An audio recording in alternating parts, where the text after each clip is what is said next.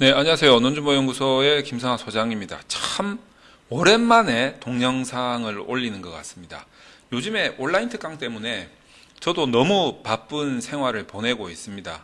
매주마다 월수금 저녁 8시부터 11시까지 정말 많은 분들이 참여해 주셔서 논문을 작성하고 구조를 이해하고 통계 분석을 하고 내 손으로 하자라는 취지의 공감을 하셔서 공부도 하고 복습도 하고 실습도 하고 이러면서 실력을 쭉쭉 키우고 있는 상황입니다.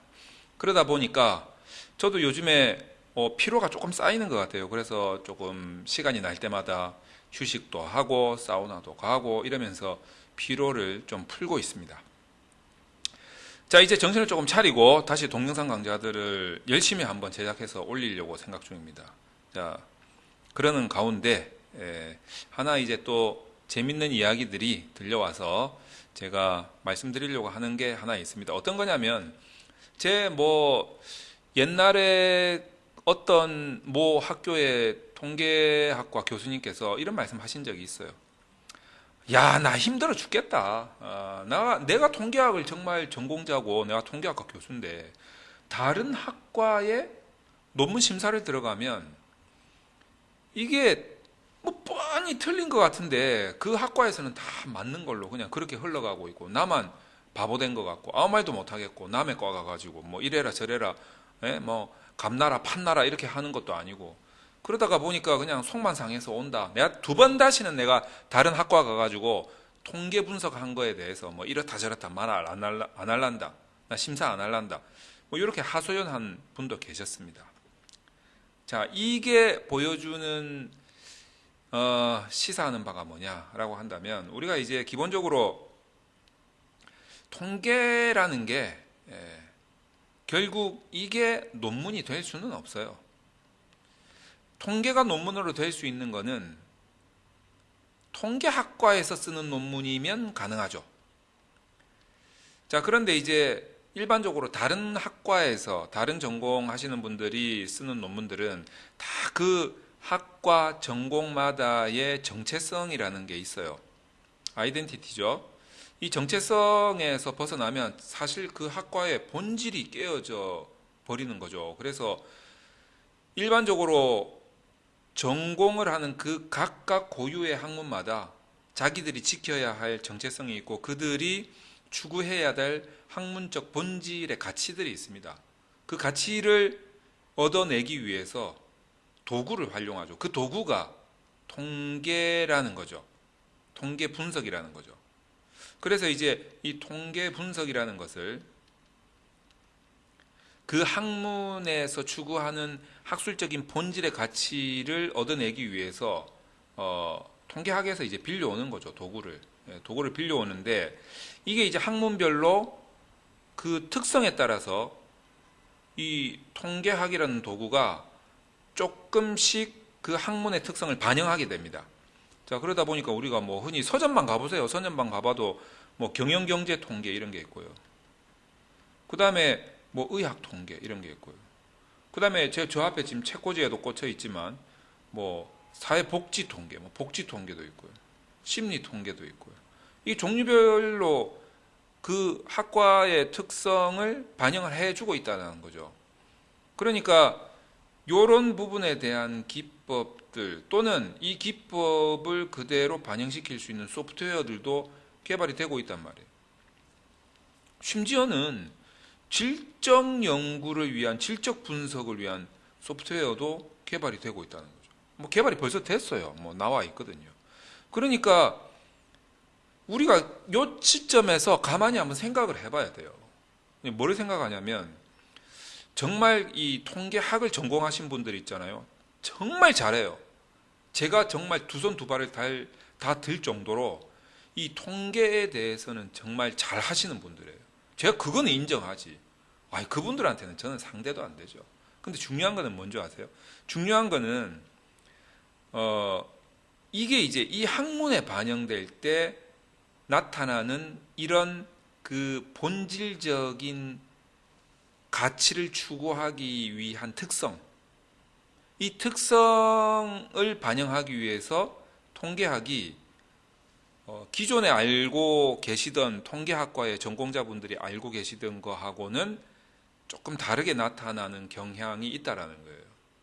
그러니까 이제 다른 학문에 적용될 때, 뭐, 조금 수정해서 사용해야 되지 않겠어요? 우리가 뭐 소위 말해서 그 망치 같은 경우에도, 무조건 망치는 튼튼하고, 뭐, 딱딱하고, 막 엄청 무쇠 같고 이러면 다 되는 걸로 생각을 하겠지만, 실제로 우리가 목공소에서 쓰는 망치 있잖아요. 목공소에서 쓰는 망치가 종류가 많아요. 쇠망치 또한 있는 게 아니에요.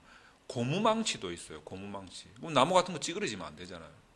그러니까 이게 망치라는 본질이 어떻게 보면 되게 딱딱하고 뭐 무겁고 굉장히 파워 있고 이런 거지만 경우에 따라서는 고무로 만들 수도 있다고요.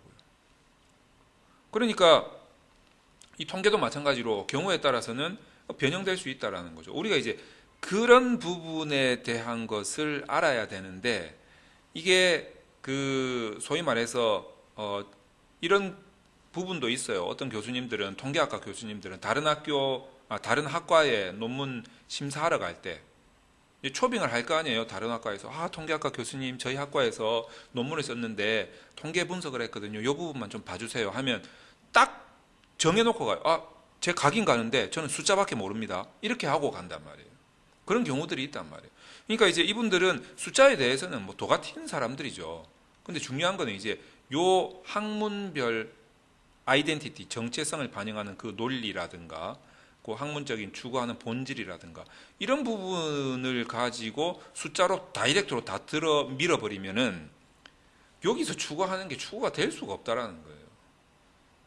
자, 그래서 요 사이에서 사실 어떤 괴리가 존재를 한다라는 겁니다. 그러니까 이 괴리의 차이를 이해하지 못하면 아무리 통계를 잘해도 아무리 통계학에 뛰어난 감각적인 것을 뭐 자질을 가지고 있다 하더라도 이 학문의 쓰임새에 맞지 못하다라는 거예요. 자, 그리고 이제 그 점이 또 하나 있고 그래서 이 부분에 대해서 실제로 우리가 이제 그 학문을 반영해야 되는 상황에 놓인 자문을 해 주시는 분들이 이런 부분들의 괴리를 잘 이해를 하지 못하면 상당히 통계 분석은 열심히 했으나 그 결과는 그다지 반갑지 않은 결과가 나올 거다 이런 생각을 합니다. 그리고 또 하나는 뭐냐면 이제 소프트웨어 문제인데요. 소프트웨어 문제. 이 소프트웨어가 사실 요 안에 들어있는 그 어떤 수학적이고 통계학적인 공식들과 그리고 각 학문에서 요구하는 이런 기법들이 합쳐져 가지고 소프트웨어들이 개발이 된단 말이에요. 개발이 되는데 중요한 것은 그 논문 통계 분석을 좀 공부를 하시는 분들이 이 소프트웨어에 대한 사용법을 공부를 하는 경우가 많아요. 이 소프트웨어라는 것은 뭐 뻔한 거예요. 뭐 예를 들어서 이제 카테고리가 있고요. 그 카테고리가 이제 좀 보기 좋게 하려고 아이콘 같은 것들이 배치되어 있죠. 그래서 그 아이콘을 누르면 뭐 입력하는 창들이 있습니다. 뭐 선택하는 아이콘들이 조그만 것들이 있고 그래서 이 부분에 입력을 하고 아이콘 누르고 하면 이 소프트웨어가 다 자동적으로 계산을 해준단 말이죠. 그래서 시중에 나와 있는 그 책들 서점에 가보시면 굉장히 얇은 책들이 있단 말이에요. 뭐 구조방정식이든 뭐 다별량 분석이든 이렇게 그 책들을 보면 논문을 뭐 쓰기 위한 무슨 분석 이렇게 해가지고 되게 얇게 보기 편하게 만들어 놓은 책들이 있어요. 보면 이제 대부분 소프트웨어에 대한 사용법과 관련된 이런 책들이 있죠. 그래서 많은 학생분들이 이게 좀 얇고 그리고 실제로 따라 해보면 분석이 되거든. 그러니까 신기하단 말이에요. 자, 그래서 이제 이런 책들을 많이 구매를 해서 실질적으로 자기 분석을 막 해본단 말이에요. 그래서 이제 한두 개 해보는 거지. 그러니까 막 따라해서 막 누르다 보니까 분석이 나오거든. 그래서 거기서 말해주는 대로 편집하고 이렇게 대충 해석하니까 되거든. 그때 자존감이 엄청나게 올라가죠. 내가 드디어 통계를 섭렵을 했구나. 통계 별거 아니네. 예? 근데 그렇게 생각하는 게 굉장히 착각이에요. 알고 보면 그냥 소프트웨어 사용법을 안 거거든. 그러니까 그냥 그 논문 한 편만 딱 일회성으로 분석한다면 괜찮은데, 이제 앞으로 연구를 계속 해야 되실 분들은 물론 이제 이 소프트웨어 하나만 했다고 해서 뭐 우쭐해가지고 미루지는 않겠지만 가끔가다 그런 분들을 보셨어요. 그래가지고 제가 봤어요. 그래서 이 소프트웨어 사용법 이외에 정말 여기서 말하는 통계학에서 말하는 기본적인 지식들은 계속 공부를 해 나가셔야 돼요. 그래서 저는 이제 결론적으로는 이 통계학에서 말하고 있는 아주 그 기초적인 지식과, 그리고 이 학문들이 요구하고 있는 구체적인 기법들, 그리고 소프트웨어의 사용법, 이 세 개가 합쳐져야 된다라고 저는 생각을 해요.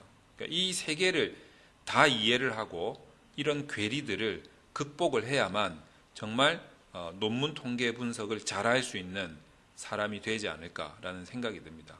그래서 저도 이런 것들을 전부 다 이 뭐라고 해야 됩니까? 그 융합, 혼합, 뭐 다 같이 논문이라는 큰 틀의 맥락에서 이해하기 위해서 굉장히 많은 노력을 하고 시간 투입을 많이 하고 있습니다. 그래서 뭐 통계학만 가지고도 되는 문제가 아니고요. 이 기법만 몇 개 안다고 되는 문제도 아니고, 소프트웨어 사용법만 안다고 되는 문제도 아니에요. 그래서 항상 연구를 계속 하시는 분들은 이것들을 고루고루 다룰 수 있는 그런 뭐라고 해야 되면 그런 능력, 이런 것들을 좀 기를 수 있도록 많은 노력을 기울여야겠다라는 생각이 들고, 또 이제 저처럼 다른 분들한테 자문을 해 주시거나 컨설팅을 하시는 분들도 너무 통계학적 입장에서 설명을 한다거나 분석을 한다거나, 아니면 이제 완전히 학문적인 기법에서 기초적인 지식도 없으면서 통계학에 대한 그렇게 접근을 한다거나, 또는 오로지 소프트웨어 사용법만 그냥 클릭 해가지고 그거밖에 모르는 이런 상태에서 다른 사람의 논문은 그 사람의 인생이 걸린 문제거든요. 그러니까 그런 부분에 대해서 하나의 시각으로만 가지고 자기가 알고 있는 하나의 지식만 가지고 접근을 해서는 안 된다라는 거죠. 다른 사람의 인생이 걸린 문제이기 때문에. 그래서 그런 부분에 대한 균형적인 감각을 키울 수 있도록 항상 노력할 필요성이 있겠다, 이렇게 생각을 하면서 오늘 이 말씀을 드리고 마감을 하도록 하겠습니다. 자, 저희 그 논주모 연구소에서 계속 온라인 특강을 해보니까 너무 반응들이 좋아요. 효과도 좋고. 그래서 이제 매월, 저는 조금 힘들긴 하지만 매월 하려고 생각 중입니다. 그래서 뭐 지금 3월도 다음 주에 이제 구조방정식 모형 특강이 끝나고 4월 달에도 하고 5월 달에도 하고 지속적으로 할 테니까 많은 관심 가져주시고, 또 참여도 많이 해주셔서 논문 쓰는 것에 있어서 내 손으로 이제 쓸 수 있는 그런 능력을 다 함께 키워보시길 바랍니다. 자, 이걸로 오늘 강좌는 아니죠. 제가 자꾸 강의를 하니까 강좌라고 하는 것 같아요. 그냥 오늘 제가 그냥 하고 싶은 말 한번 해봤습니다. 감사합니다.